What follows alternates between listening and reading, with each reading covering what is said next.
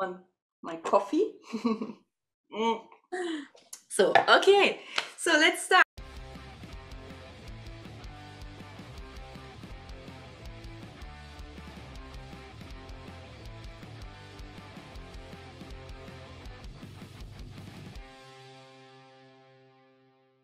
My first question, I would like to talk to you about Glitter and Gold, about your song. Do you want to tell me something about it? What is it about? So Glitter and Gold is the first song that I've ever written myself in a session. So I was like super proud of it. And to even have something that I've first written be one of my singles straight away was like kind of build my confidence. And it's actually about confidence as well. So it's kind of like it's cute how it all worked out.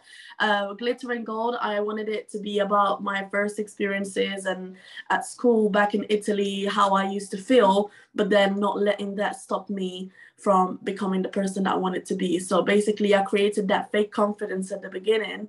I was so underestimated. No one really believed in what I was doing.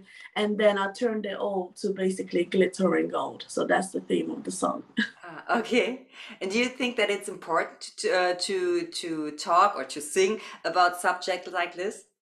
Absolutely. It makes people feel empowered.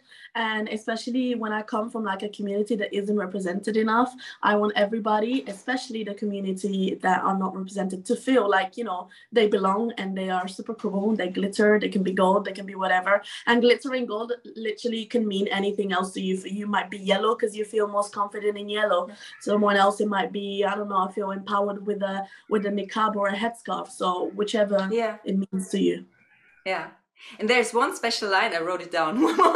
And you sing, I'm on the other side of the rising sun. What is this message behind this line? At the beginning, it just sounded cool. I was like, I don't know why. I just want to say I'm on the other side of the rising sun. And many people think that you have to always go where other people are taking you. So following always the crowd, but on the other side of the rising sun, or it's almost like the opposite. But I will still shine as bright. So that's what I almost like thought about it after I've written. I was like, maybe my subconscious was telling me something. So that's what it is, I think. And what kind of feeling was it? You said it is your own song. You wrote it by yourself. No, it wasn't by myself, but it was the first writing experience that I've ever had. Okay, the first. What kind of feeling is that for an artist? It was at the beginning. I was very like shy at the beginning of the session, and then I got more confident because everything that I was saying, they liked it, and it got me more confident to say more things that were coming in my head. And from that session, I started being more confident in the other songwriting sessions as well. Okay, cool. And you performed together with David Guetta. So is that right? Oh yes, the first thing I've ever put out on Spotify was a featuring with David Guetta. Yes, so that was very exciting. It was with Ty Dolla $ign and A Boogie with a Hoodie as well. So it was a very cool first project. And you were very successful at Britain's Got Talent. What do you when I talk to artists about casting shows, there are two different opinions. Sometimes it's I don't know, and a lot of people like it very much. What is your opinion about casting shows? I mean, as I said, you were very successful. I always was against the idea of going at some point. When I grew up, I thought, no, it must be like not how you see it on TV. But to be fair, my experience was actually really good.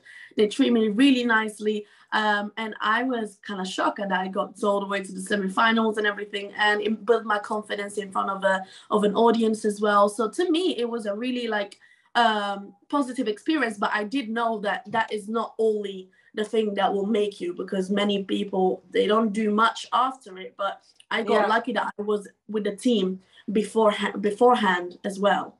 So I don't want people to think it's just because a lot of people think you win or you're successful, and then after that you have to work.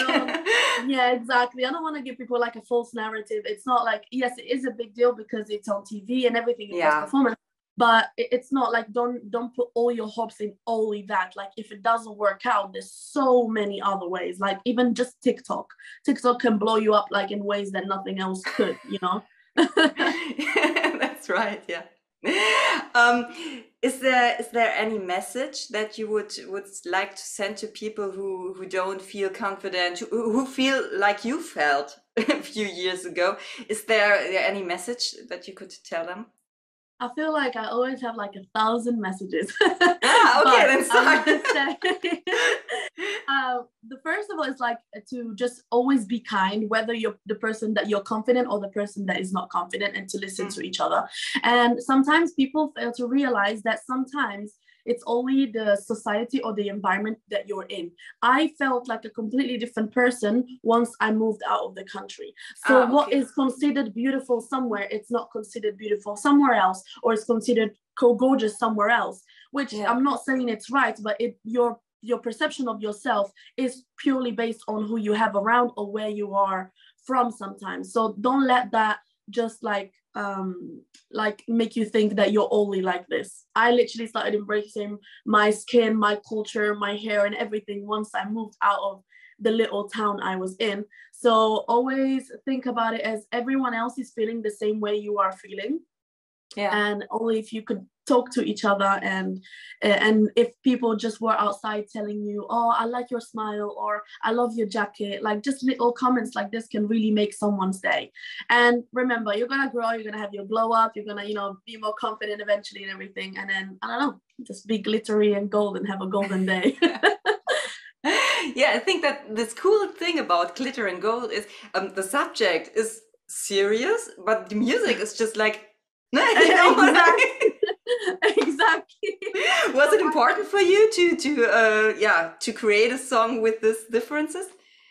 Absolutely, because I feel like when you listen to it, you immediately feel like energetic, and you already Yeah. want to like, I'm just gonna go out. And if you're listening with headphones in the streets, you feel already like you're in a music video. And because I had my first song be a very slow ballad and about loneliness, I wanted my second one to be kind of the opposite of that, even though it still talks about an important topic. So I wanted also for my listeners to know that I do different type of music as well. So Yeah. Yeah, I heard your song yesterday on TV. There's a diversity week on TV, and oh they yes, play it. RTL. That's amazing. I Yeah. can't wait to come back to Germany. I haven't been to Germany in like, I think like 9 years. And I have family. Okay. Yeah, I have like my auntie that lives there, and I just never got the chance to go back. And I have to like revise with my German, because I do speak German a little bit. But You speak German? Okay. yeah. Dann sprechen wir auf Deutsch. So I can say things like, hi, ich heiße Imen Siar und bin 23 Jahre alt. Ich wohne in London. Ich habe 3 Geschwister. Wow. Like, I don't know. I can say more, but like I used to, ich habe Deutsch in the Schule gelernt, Yeah. for like 4 years. But it was like 8 years, like 5 years ago or more than that. But I do remember many things, and I do really love German, and I love singing in German. So. And how is the German audience like, or how are German people like for you? Oh, they are my number one country listening to me on Spotify and everything. Yeah. So like, yeah, I guess, I don't know. They told me there's also a lot of Arabs, a lot of Moroccans in Germany. And I was like, well, that might be like my first spot to be performing at. And, I always loved it anyway. So, but they honestly so loyal. And I love that, like the German audience loves the big singers with big voices. They love the same music that I like to make. So I feel like it would fit perfectly for me to be performing there one day. Cool. And what are you doing? In the next few weeks? I mean, your song is out now. Are there some other songs which will be out now in a few weeks? So are you working on your music? Yes, I have a lot of music that is already ready for it to be in the album. Not sure exactly when the album will be released, and I'm not sure what song will be released just before the album. But I have some really cool stuff that I don't think people are really gonna expect again. Okay. And yeah, majority of them I have written them, which I'm really proud of. But there's gonna be some slow songs, and there's gonna be some upbeat songs. There's gonna be some songs that bring in my culture and my Arab heritage, everything. Yeah. So it's very important for you to talk or to sing about your culture, about the things you yeah, about your life. Absolutely. Like one song was inspired just by Morocco, for example. Like the beat made me think of Morocco, wanted to speak about the summer there. And I don't know, like there was like I put some words that remind me of my childhood or something that we say in Morocco. And I feel good about it because when I grew up, I never heard stuff like this. And I never really saw myself represented enough because maybe, yes, there was Arab singers or Moroccan singers in the Arab industry, but not in like the Western countries or like in pop music and stuff. So I feel like it's important for me to do so. Yeah, I think that there's more diversity right now in music and art and so on. Yeah, I'm really happy about that. It did give me that extra confidence as well. Like people like Lizzo, even for like body positivity and everything has changed. So I'm really grateful for that.